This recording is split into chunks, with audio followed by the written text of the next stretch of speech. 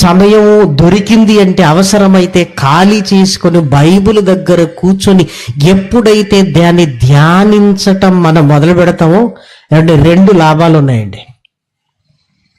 మొదటిది ఏంటి చెప్పమంటారా? వాక్యము ఆత్మను రక్షించగలిగే శక్తి కలిగింది. లోనున్న ఆత్మకు రక్షణ పరలోకము, లేఖనములు యందు మీకు నిత్య జీవము కలదు. రెండవది ఏంటో చెప్పమంటారా?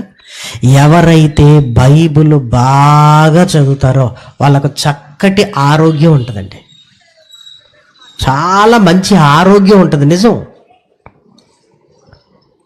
చెప్పేయచ్చు. బైబిల్ చదివిన వారు చాలా ఆరోగ్యంగా ఉంటారు. ఎందుకు ఆరోగ్యంగా ఉంటారంటే ఆత్మనే రక్షించగలిగిన శక్తి కలిగిన వాక్యం ఈ శరీరాన్ని ఆరోగ్యంగా ఉంచలేదా? వాక్యములో జీవముంది.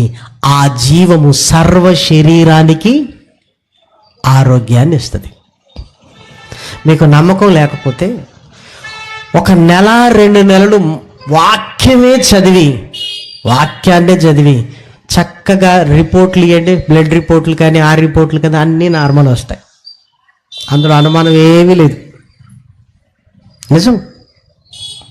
ఎందుకంటే వాక్యము మనస్సును కంట్రోల్ చేస్తుంది. మందులు ఈ శరీరానికి, వాక్యము దేనికి? శరీరానికి కాదు, నీ మనస్సుకు. మనస్సు బాగుంటే ఆరోగ్యం కూడా బాగానే ఉంటుంది. చూడండి, సామెతల గ్రంథం 4వ అధ్యాయము 21, 22 వచనాలను దయచేసి చూడండి. నీ కన్నుల ఎదుట నుండి వాటిని తొలగిపోనీయకుము, నీ హృదయమందు వాటిని భద్రము చేసుకొనుము. దొరికిన వారికి అవి జీవమును, వారి సర్వ శరీరమునకు ఆరోగ్యమునిచ్చును. సర్వ శరీరమునకు ఆరోగ్యమునిచ్చును. సర్వ శరీరమునకు ఆరోగ్యమును ఇచ్చును. ఏమంటే లేఖనాలలో ఉంటున్న మాట అబద్ధమని మనం అనగలమా? నిజంగా బైబిల్ బాగా మీరు చదివితే బైబిల్లో ఉంటున్న జీవం శరీరములోనికి వచ్చి శరీరానికి ఆరోగ్యం అండి, ఆరోగ్యం. అప్పుడు ఎవరైనా మీకు, ఏమ్మా నీకు షుగర్ వచ్చింది కదా, ఏం వాడుతున్నావంటే, ఉదయం పాత నిబంధన వాడుతున్నా, సాయంకాలం ఏమో కొత్త నిబంధన వాడుతున్నా అంటారు మీరు. బైబిలే మనం వాడేది. ఉదయం పాత నిబంధన 10 అధ్యాయాలు, సాయంకాలం కొత్త నిబంధన 10 అధ్యాయాలు, చాలు. ఇంకేముంటాయి? అమ్మ మధ్యాహ్నం ఏమి లేదంటే, మధ్యాహ్నం కీర్తనలు సామెతలు అప్పుడప్పుడు వాడుతుంటాను. ఇక టాబ్లెట్ల పేరు చెప్పం మనం. ఇప్పుడు ఏ కోర్సులో ఉన్నట్టే యెషయా గ్రంథం కోర్సులో ఉన్నాను. అది అయిపోతే కానీ కుదరట్లేదు. చూసారా? సర్వ శరీరమునకు ఆరోగ్యము. సర్వ శరీరం అంటే వాక్యము పని చెయ్యని అవయవం అంటూ ఏమీ లేదు. కానీ డాక్టర్ ఈ రోగం ఉందని మనకు చెప్పగానే మనకు భయం వేసి ఆ దరిద్రపు ఎక్స్రేలు చూసుకోవటం, బాధపడటం, ఆ ఎక్స్రేలు చూసుకోవటం, బాధపడటం, టాబ్లెట్లు ఎక్కడున్నాయి, ఉదయం ఎన్ని వేసుకోవాలి, సాయంకాలం ఎన్ని వేసుకోవాలి, ఈ గోల తప్ప ఇంకేముండదండి మనకి. మీరు ఆలోచించండి. రోజుకొక 3 అధ్యాయాలు చదివితే సంవత్సరానికి బైబిల్ అయిపోద్ది. రోజుకు 3 సార్లు చదివితే 3 అధ్యాయాలు చదవటానికి ఎంత టైం పడుతుందండి? 10 నిమిషాలు. 3 అధ్యాయాలు చదవటానికి 10 నిమిషాలు. రోజు ఒక్క 10 నిమిషాలు బైబిల్ పట్టుకుంటే సంవత్సరానికే అయిపోద్దండి. ఎన్నిసార్లు చదివండి బైబిల్ మనం? 20, 25, 30 సార్లు అయిపోయిందంటారా? పోనీ ఒక 40 సార్లు అయిపోయిందా? చూసారా? శక్తినిచ్చే వాక్యం వాక్యమును, ఆరోగ్యాన్నిచ్చే వాక్యమును, పరలోకాన్నిచ్చే వాక్యాన్ని దేవుడు మన చేతుల్లో పెడితే ఏమండి, ఆ వాక్యాన్ని తీసి చదవటానికి ఈరోజు సమాజానికి సమయం లేదు. ప్రియమైన వారలారా, సమయం లేదు అసలు.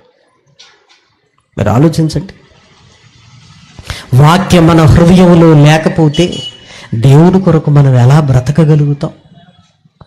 వాక్యం చదివే అలవాటు మన జీవితంలో లేకపోతే ఏమండి, లేఖనాల లోతుల్లోనికి మనం వెళ్ళగలం?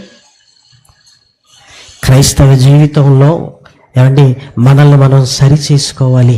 ప్రార్థనా జీవితాన్ని కలిగి ఉండాలి. అంతేకాదు వాక్య పఠనాన్ని మనం కలిగి ఉండాలి.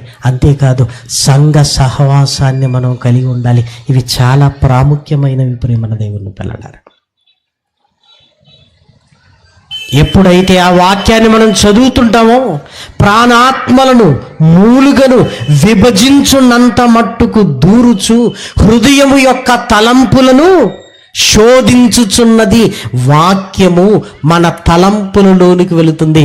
అందుకే దేవుడు చెవులను ఎక్కడ పెట్టాడో తెలుసా? మనది 2 చెవులు ఎక్కడున్నాయండి? ఈ భుజానికి ఒకటి, ఈ భుజానికి ఒకటి పెట్టలేదు దేవుడు. ఈ భుజానికి ఒకటి, ఈ భుజానికి ఒకటి పెట్టేసాడు అనుకోండి, ఏమన్నా ప్రాబ్లమా? పెట్టగలడు ఆయన. కానీ ఎందుకు పెట్టలేదో తెలుసా? మెదడు తలలో ఉంది. ఆ మెదడును ఆనుకునే 2 చెవులు ఉన్నాయి. అంటే నా మాటలు వినగానే నా పిల్లల మెదడులోనికి వెళ్ళాలి అని ఆయన కోరుకున్నాడు. ప్రియమైన వారలారా, ఎక్కడో కాదు, ఏ ఆలోచన శక్తికి మూలమో నా పిల్లలు నా మాటలు వినగానే సరాసరి ఎక్కడికి వెళ్ళిపోవాలి? మెదడులోనికి వెళ్ళాలి. అందుకే మెదడుకి ఈ చెవికి కనెక్షన్స్. అందుకే ఈ తల మెదడు కిందనే 2 చెవులు పెట్టాడు. ప్రియమైన వారలారా, వినాలి. నా పిల్లల జీవితాలు మారాలి. నా పిల్లలు లేఖనాలను అర్థం చేసుకోవాలి. దేవుని ఆరాటం చూసారా? తినగని నోటిని, మాట్లాడే నోటిని 2 పెట్టలేదండి. నోరులు ఎన్ని ఉన్నాయండి మనకి? ఒక్కటే ఉందండి. ఎందుకు చెప్పండి? ఇప్పుడు చెవులేమో 2, నోరేమో 1. అంటే ఎక్కువ వినండి, తక్కువ మాట్లాడండి. మనం ఏమనుకుంటే వినేది లేదు, మాట్లాడటమే. ఏమండి, ఎవరైతే చక్కగా వింటారో వాళ్ళు గొప్పలు అవుతారండి. ఎవరైతే ఎక్కువ తక్కువ మాట్లాడతారో బుద్ధిహీనులుగా మిగిలిపోతారండి. అంతే. అందుకే తక్కువ మాట్లాడాలంటే ఎక్కువ వినాలి. అందుకే మాట్లాడే నోరు 1, వినగలిగే చెవులు 2. అవి తలలో మెదడుకు అనుసంధానాన్ని కలిగించి ఆ మెదడు కిందనే ఎందుకు పెట్టాడంటే, ఇదిగో నా మాటలు వాళ్ళ తలంపులలోనికి వెళ్ళాలి, వాళ్ళ జీవితాలు మారిపోవాలి అని దేవుడు కోరుకుంటున్నాడు. ప్రియమైన వారలారా,